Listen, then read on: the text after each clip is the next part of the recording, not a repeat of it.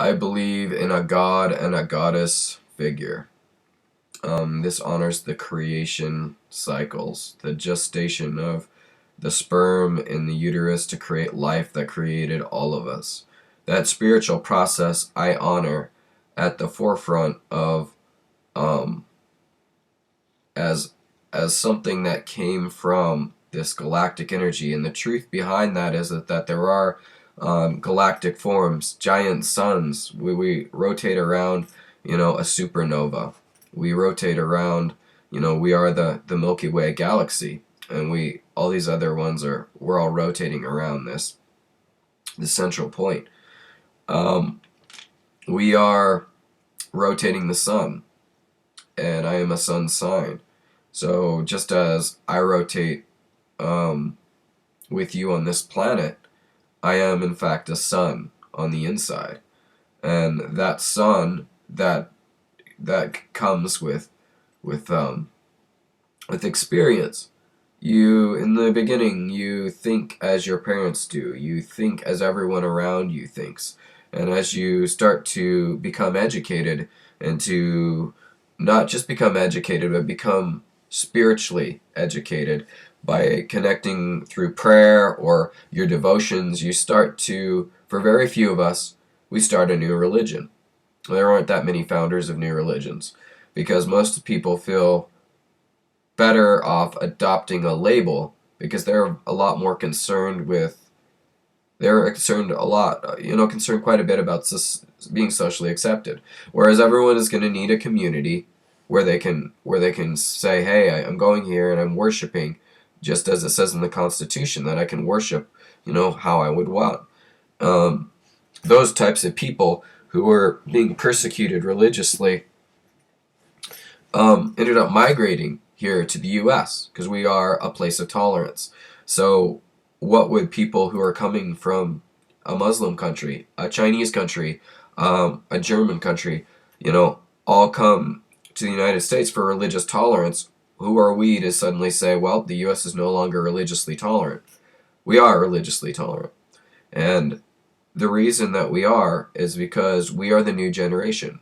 The older generation is passing away. Our parents and their parents, the more bigoted sects, largely, not all of them, and in regards to a lot of things, color of skin, sexual orientation, discrimination against women, the list goes on. But discrimination in a way where they were not given the opportunity to vote.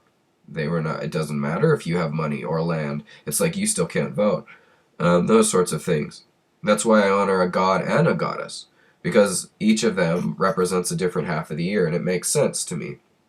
They are equal in the creation of life. One can't work without the other, so they should be viewed that way. Um, of course, when you are a lesbian or you're a gay man, you fall into a category where you will value your own biological sex more because you just don't feel that same attraction towards the opposite sex. That doesn't mean they aren't valuable though, because whether you're naughty or gay or lesbian, you know, you still were created by by a god and goddess in that way. Your parents, a god and goddess in that way, if they believe themselves to be that. Um, And whether or not they do, I think a lot of people will have that divine spark, but because they don't know it, because they don't know they're allowed to be deity, they just decide that, well, gosh, I just have to do what my pastor says, or gosh, the bishop told me this. They don't think about their own beliefs. What do they believe? When they're off pondering in the forest, when they're in their difficult times, when they're in their happy times, what is it that itches at them about the belief system they're in, about the faith, about the religion that they've subscribed to or chosen to stay in? Is it because they're trying to be a good parent? Do they think that a religion will make them a better parent? What are the reasons that somebody sticks with something instead of inventing their own? It's just a little ballsy, I know, but everyone needs to know at least one person in their life who is the founder of a religion. So, moving on, the truth behind all truths. So, if you look at things, there's a chain of command.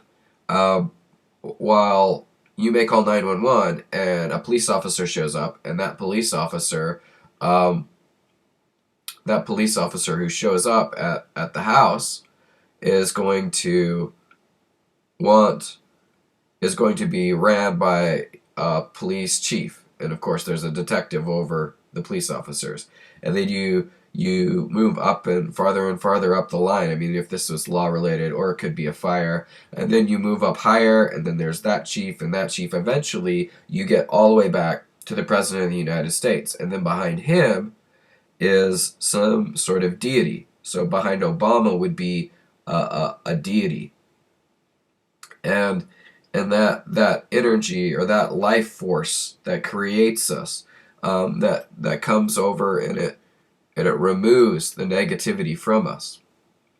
Um, that's the whole point, really. When you think about the uses for religion, they're to remove negativity. So if you're coming from a judgmental or negative place, a lot of monotheistic faiths are this way. Um, you're incapable of looking except through the eyes of judgment, because to you there's always an exception to the rule why it's okay to judge someone, why it's okay to say, hey, your beliefs aren't good but mine are. I'm on my high horse. Your opinion doesn't mean anything. It's offending me in some way. Does it matter? In TBAT, it doesn't. It doesn't matter what people say or think. The founder of any new religion is going to take a bit of a beating, and they pretty much have to proselytize, unless it's just for personal development.